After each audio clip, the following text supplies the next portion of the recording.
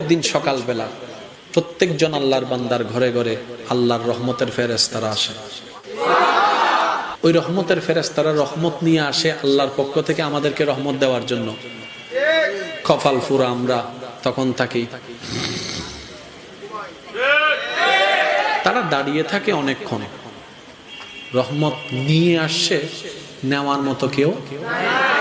তখন রবকে বলে, ইয়া রব, তোমার বান্দাদের জন্য তুমি মায়া করে পাঠিয়েছো, নেওয়ার জন্য তো কারো আগ্রহ নাই।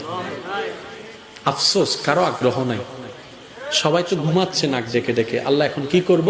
রব বলে যে এই রহমতগুলা যেহেতু আমি দিয়েছি, রিটার্ন আনার কোনো সুযোগ নাই। ওই রহমতগুলাকে জঙ্গলে দিয়ে আসো। এবার বুঝতে পেরেছেন জঙ্গলে এত ফল ফলাদি কেন হয়? জঙ্গলে গিয়ে কেউ কখনো গাছ রোপণ করছি আমরা? আমি শুনতে পাই না, আর একটু জোরে বলেন।